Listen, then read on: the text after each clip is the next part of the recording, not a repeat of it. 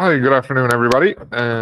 Welcome to today's ham sandwich session on Communicator 5. Today is the fourth in our series of five short webinars. Today we're going to focus on the different access methods available within Communicator 5, how we can adjust the settings on these, how we can change and choose between each of them. So we're going to focus on touch settings, eye gaze, using a mouse or joystick, and switch scanning. So we're going to take you through some of those. Let's get started on today. So we're going to start on the access methods. So jumping into Communicator 5. So here, this is the screen we've been using all week.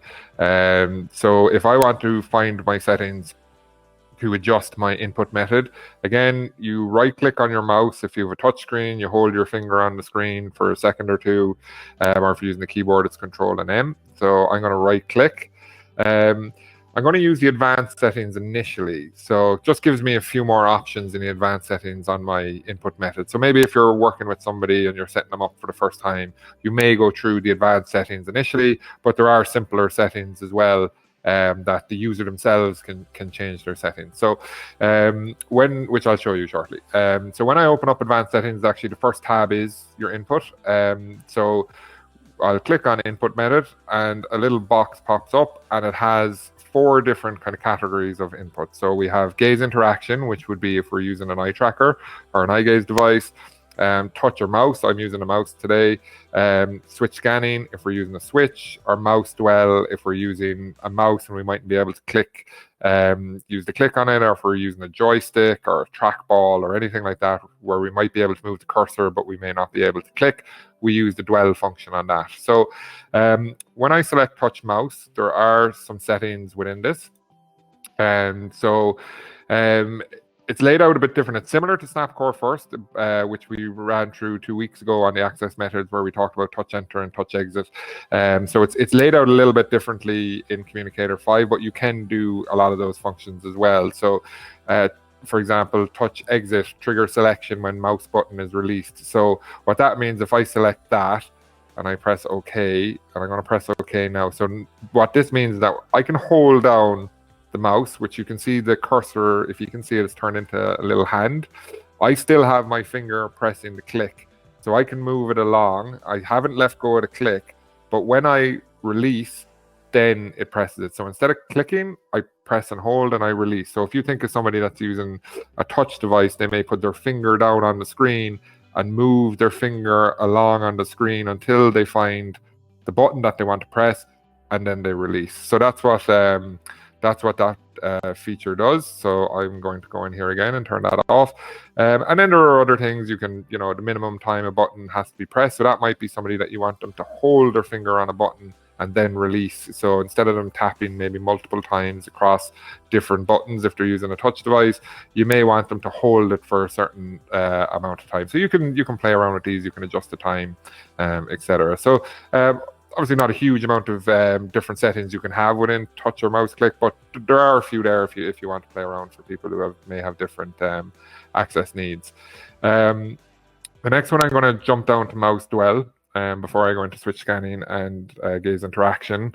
So mouse dwell, as I said, this might be for somebody who may be able to use a mouse but may not be able to click. So we can set the dwell setting. So the dwell is how long that we need to leave the cursor on a button before it presses. So we'll say I'm going to make it maybe 3 seconds just for today.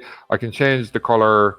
If I want a different color to highlight it, I can change the thickness so I can make it nice and thick.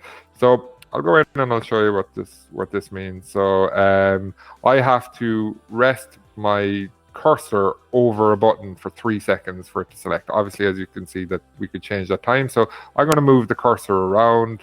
And for example, if I wanted to open this, I leave my cursor there for 3 seconds and then it clicks it automatically. So I don't have to, I mightn't have the physical ability to press a click on the mouse, or if I have a joystick, I might be able to press the button on the joystick, or if I have a trackball that might have a button, I can just move the cursor around, and when it gets to what I want, I leave it on that button, and then it selects it for me. So obviously I'm using 3 seconds here. You might speed that up for people just for demonstration purposes.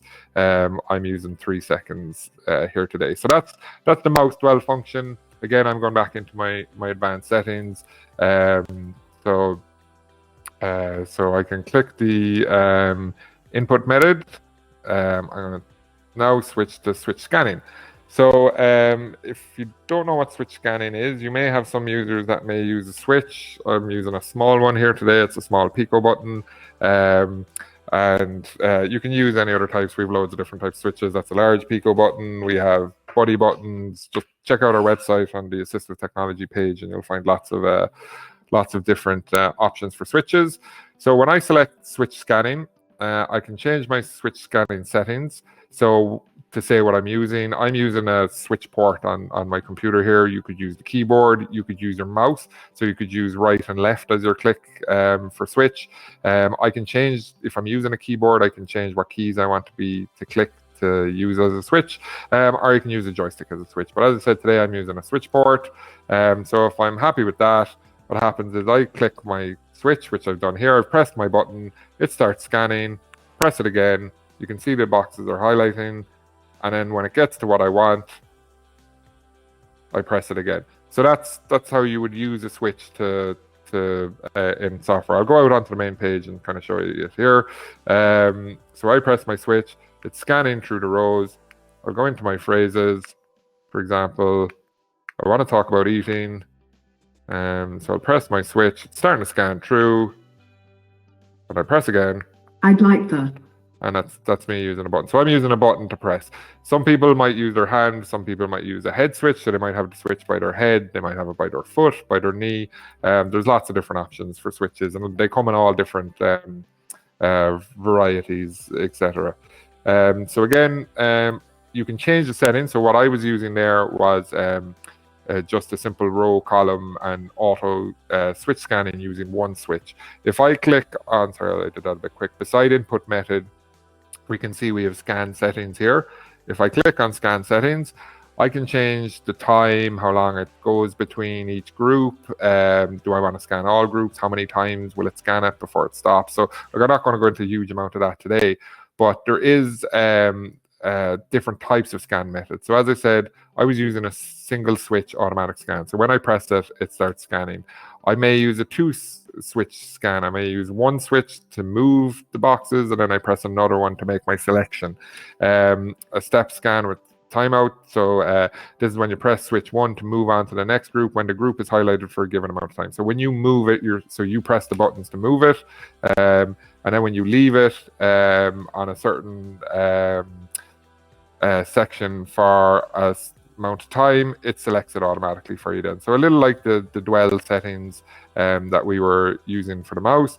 Hold to advance, this might be somebody that presses down on their switch and they need to hold it down, and then when it gets to where they want, they release.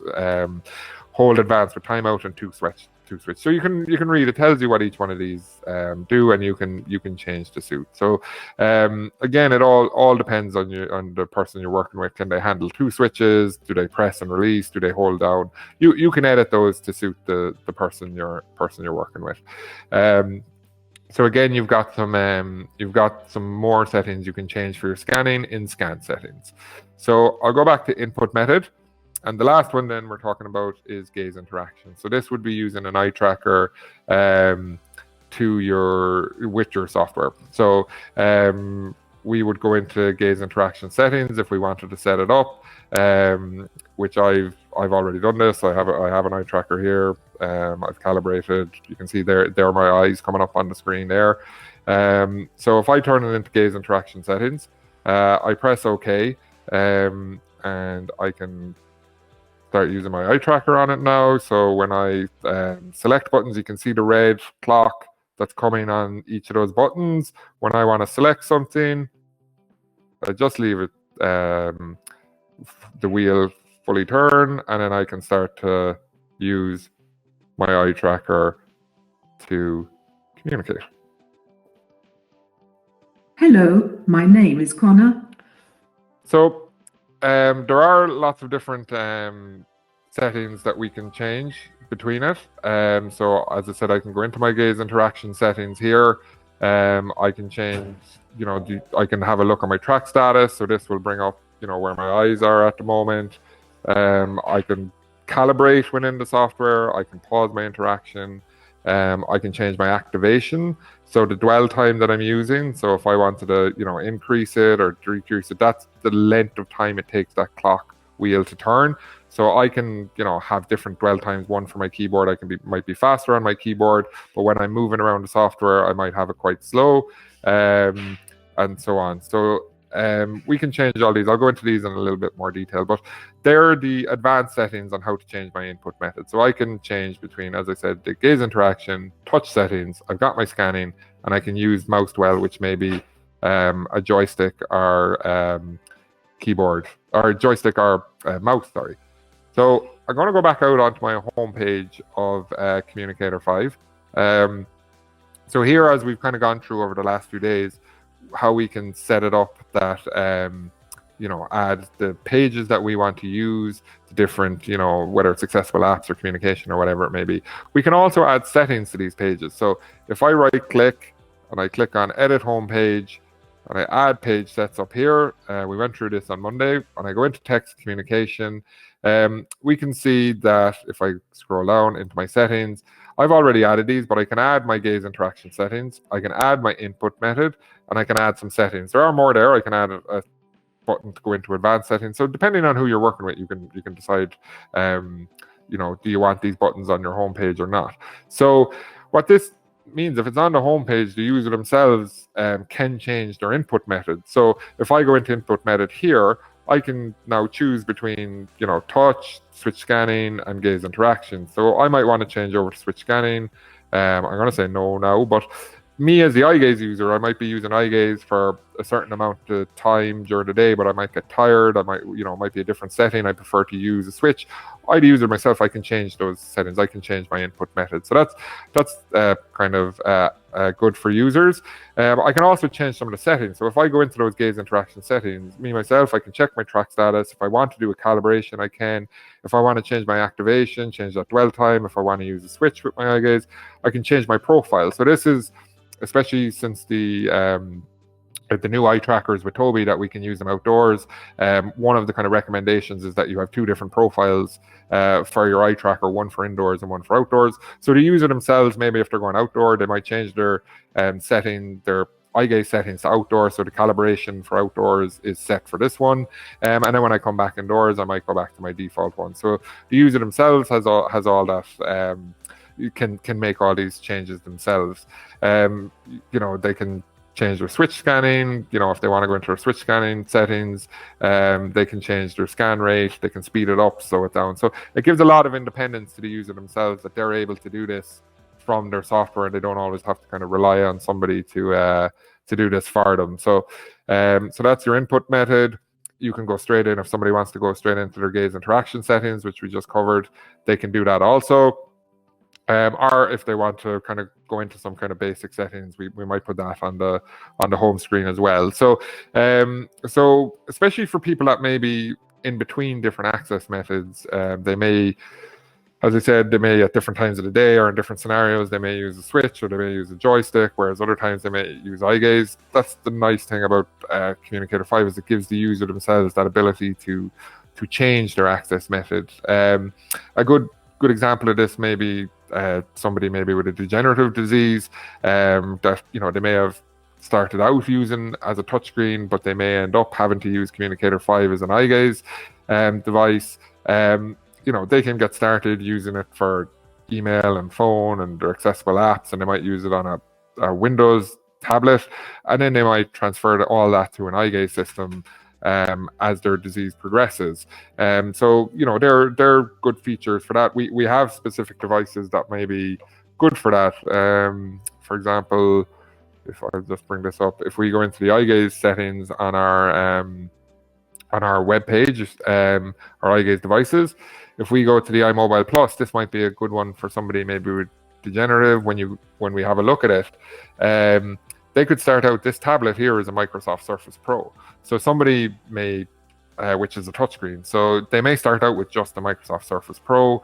They'll, maybe put Communicator 5 on that. They'll use it as a touch device. As maybe their disease progresses, they may need to add the iMobile Plus. So the iMobile Plus is this bracket. Your Surface Pro fits into it. You've got an eye gaze bar on it. You've also got USB if you want to plug in a joystick or a mouse or a trackball, but also a switch port. So you've got that kind of multi-access device that you can use as your disease. The software stays the same, and your overall screen stays the same, but the access methods around you may change. So it makes it very kind of good for people that they don't have to maybe invest in an eye gaze system, or they may never need an eye gaze system, but they do have that option as they progress. So again, with the different settings, then if I for example, if I put it back to eye gaze, you can mix and match then your software if you wanted to use it for Windows access as well, where now I come out of my software and now this bar on the right gives me access to control a Windows computer, so I can select my left click, and now I'm moving the mouse around the screen with my eyes, and then I can control the computer that way. So the flexibility and the things you can do within the software around those access methods make it very easy for people to kind of use the software and change their access method as they go along. So look, if you want more kind of information, I won't go in too much onto the kind of switch scanning or the settings on that. But again, if you go into the advanced settings and click, have a play around with it, kind of in your input, it gives you these different options. If you want to, hide the cursor in full screen mode so that you don't see the cursor move. If you want to disable right click on the mouse, you might just want to left click all the time that you can just make selections. Link visualization, what that is if I go in here, you can see these buttons actually link to a new page, but that's not really highlighted on the button.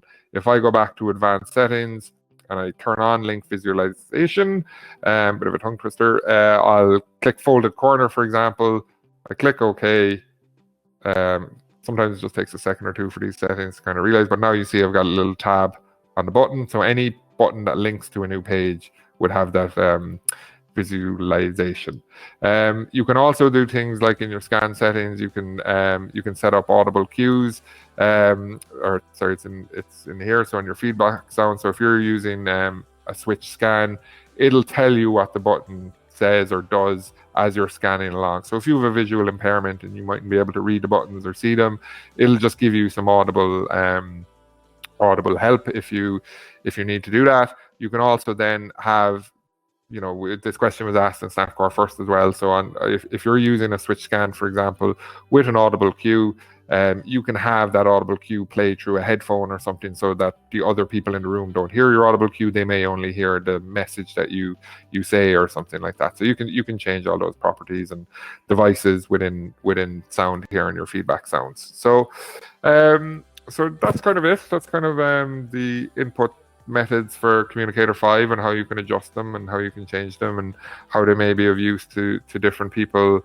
that use the software, and how they may use different devices and how they may set it up.